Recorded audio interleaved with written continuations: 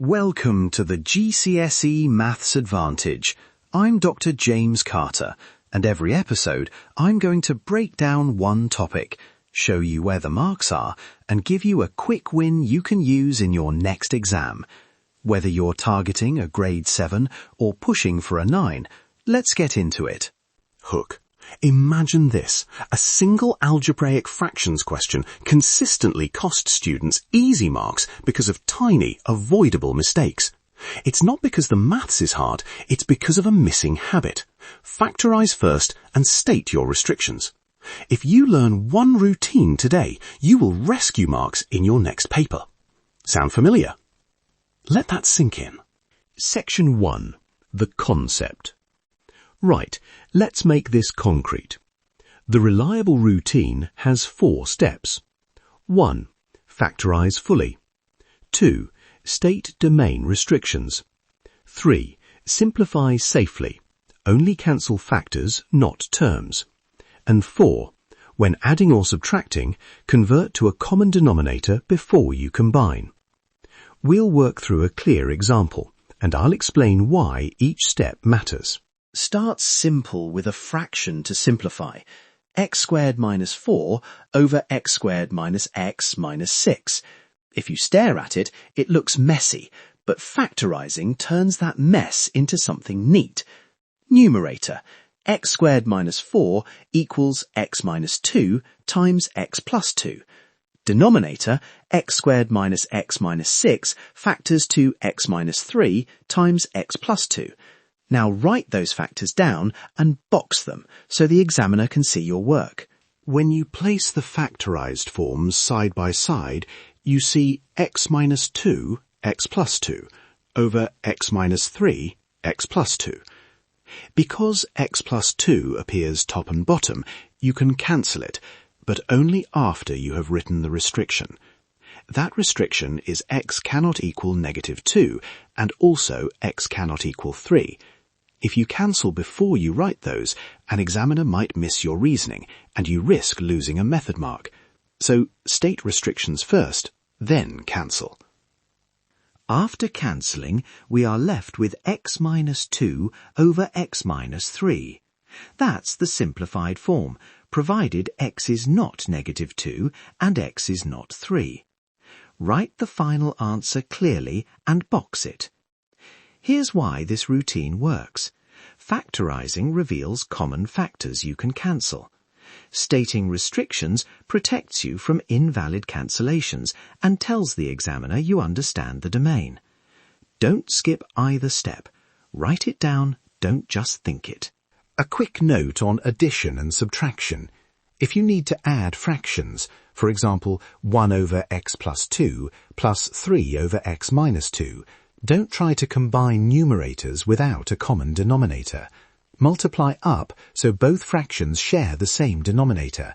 Combine the numerators algebraically, then simplify. It's the same routine. Factorize where possible, state restrictions, then work to a common denominator.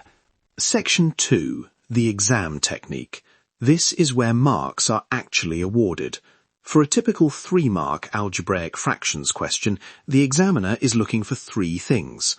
M1 for correct factorization or a correct method towards a common denominator, M1 for showing the correct manipulation, for example, cancelling a common factor or combining numerators correctly, and A1 for the final simplified answer with any required restrictions stated. Translate that to what you write on the paper. Step 1. Write the factorized form. That's an M1. Step 2. Show the cancellation or the algebra to get a common denominator. That's another M1. Step 3. Box the final answer and list the exclusions, like x not equal to minus 2, 3. That's the A1. Even if you don't finish, partial credit is available. So when time is tight, prioritize writing down the factorization and the setup for a common denominator. Marks are there for the taking. Common mistakes that cost marks. Cancelling terms rather than factors. For instance, cancelling an x from x plus 2 with an x in another term. Forgetting to state domain restrictions. Or expanding early and creating algebra that's harder to simplify. The fix is simple. Factorize before you expand. Write the restrictions immediately beside the original expression and box your factorized pairs before cancelling. Examiners love this one. Section 3. The quick win.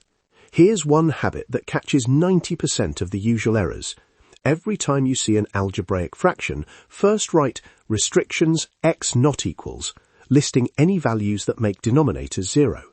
Second, immediately factorize numerator and denominator and put brackets around matching factors before you cancel. That takes 10 seconds and saves marks. Don't skip the check. Substitute a simple allowed value, like x equals 0 if it's permitted, back into your final expression to verify it matches the original. Trust the process. Guided practice. Let's walk through a slightly harder past paper style question together. I'll read it, then give you 20 seconds to think and write. Question. Simplify fully and state any restrictions. X squared minus 4 over x squared minus x minus 6 plus 3 over x minus 2. Pause your player now if you need to write this down on paper. Okay, I'll talk you through the steps while you work. Step 1. Factorize each expression. We already saw x squared minus 4 is x minus 2 times x plus 2. X squared minus x minus 6 is x minus 3 times x plus 2. So the first fraction becomes x minus 2 over x minus 3 after cancelling x plus 2, provided x is not minus 2 and not 3. Remember, the second fraction has denominator x minus 2, so add x cannot equal 2 to the list of restrictions. So our full set of restrictions is x not equal minus 2 to 3. Step 2. Add x minus 2 over x minus 3 and 3 over x minus 2. We need a common denominator, which is x minus 3 times x minus 2. Multiply the first fraction's numerator by x minus 2 to make x minus 2 squared, and multiply the second fraction's numerator by x minus 3 to get 3 times x minus 3. Combine the numerators, x minus 2 squared plus 3 times x minus 3. Expand carefully. X squared minus 4x plus 4 plus 3x minus 9 gives x squared minus x minus 5. So the combined fraction is x squared minus x minus 5 over x minus 3 times x minus 2. That does not factor further, so that's our simplified form. Box the final answer and list the restrictions again. Takeaway. By factorizing first, stating restrictions, then converting to a common denominator, this potentially messy question becomes routine. Write the factorization and the restrictions early and the rest follows. Marks are awarded for those exact items, so make them visible. Recap and resources. One sentence recap. Factorize, state restrictions, simplify, check. If you want worked solutions and practice questions that mirror everything we've done today, visit jcacademyonline.co.uk. There's a downloadable PDF with step-by-step answers and examiner-style marking notes. That's your quick win for today. If this helped, share it with a friend who's revising. You'll find more worked solutions and revision resources at jcacademyonline.co.uk. Until next time, trust the process and nail that exam. Stay curious.